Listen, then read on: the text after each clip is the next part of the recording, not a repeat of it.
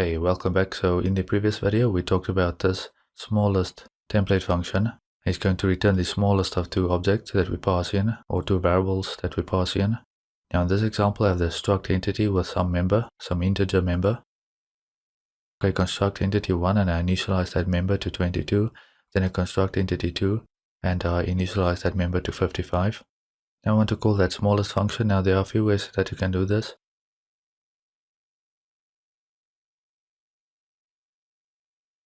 I'll just keep it simple for now because we are going to do a few more things moving forward in this video.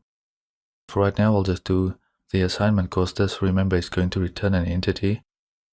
Just maybe to make it clear. Okay, that type is going to be an entity. So the function that the compiler will generate will return an entity. And then we assign that to entity 3 right here.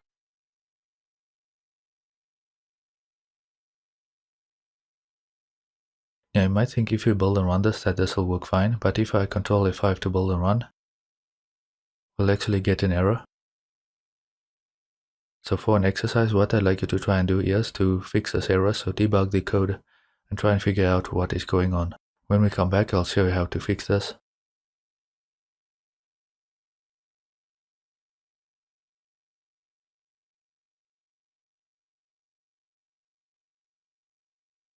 Okay, if you look at the error list, this talks about the less than operator in line 12.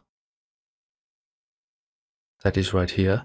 So basically what happens is, because t is going to be of type entity, both the parameters xp and yp are going to be of type entity, and we do not overload this operator, the less than operator, for that entity, in this case struct. So we can fix this problem by overloading that less than operator. That is going to return a boolean.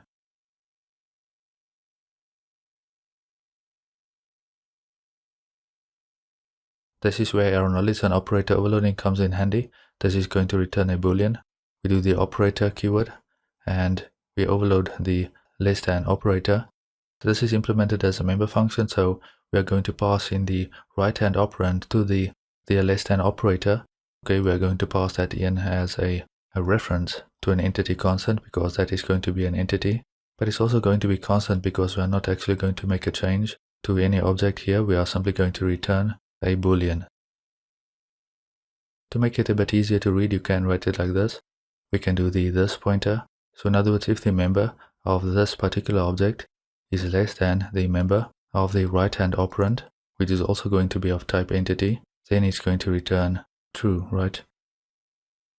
Control F5 to build and run, and that'll work fine. We get 22. We can change the initialization of the second entity maybe to something like 11. Build and run that, and we get 11 printed out, so that works fine. Now if you have to do something like this, where we have to assign that result to another entity, just so that we can print out the value, that should already give you an idea of, okay, I have to go and refactor this code somehow.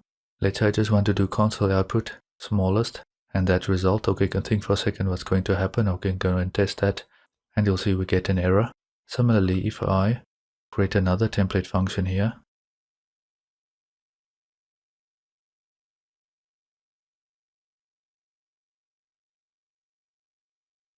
something like this, some log function or print function, programmers often write some sort of function like that. And I call that function print, and I pass an entity 2, and I expect that to work fine. I expect that to print out 11. And I try and build and run that. Once more, we'll get a bunch of errors here. One failed, and we'll get an error. I'd like you to try and fix this. Okay, take a couple of minutes and try and make this work, and when we come back, I'll show you how to fix this.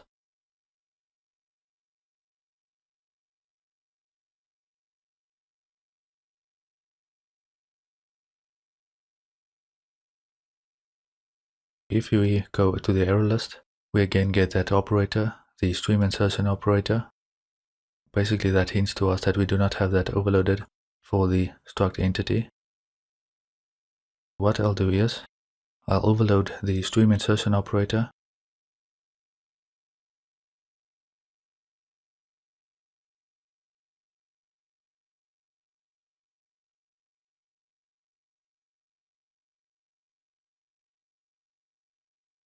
This is going to be relatively simple. I don't have to go and define this as a friend or anything like that, because entity is a struct, so I can just do entity p.member, and I can do the output of that to the output stream, and then I return that output.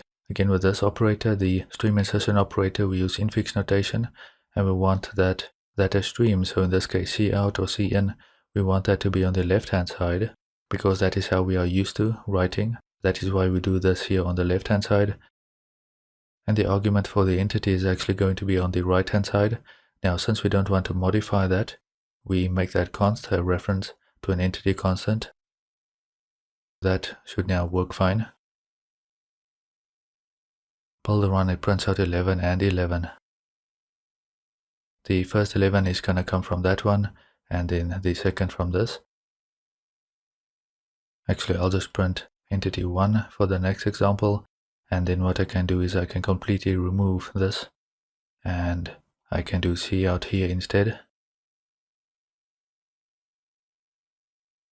Now I can do cout and print out the smallest, and that way I don't have to create a special or a temporary entity to sort of store the difference. And sometimes we can have a problem with the assignment operator anyway, where we'll have to go and overload that to make sure that we do a deep copy in the case where we have pointer members. So again, we always have to keep operator overloading in mind, because again, if I go and comment that out now, I scroll down, you will notice we get this red squiggly. Now operator matches these operands, the standard output stream, the stream insertion operator, and entity. Because again, entity is a user-defined or a custom type, it is not a fundamental type such as an integer and so on. It can have multiple members and so forth, so what does it print out? That is undefined. We as programmers have to define the behavior that we want for that operator to have. Alright, I'll go and uncomment that. And if I build a run, this will print out 11 for the smallest, and then 22 for that print function. Okay, so I hope you found the section interesting. This again was just to emphasize that you're going to have to keep operator overloading in mind.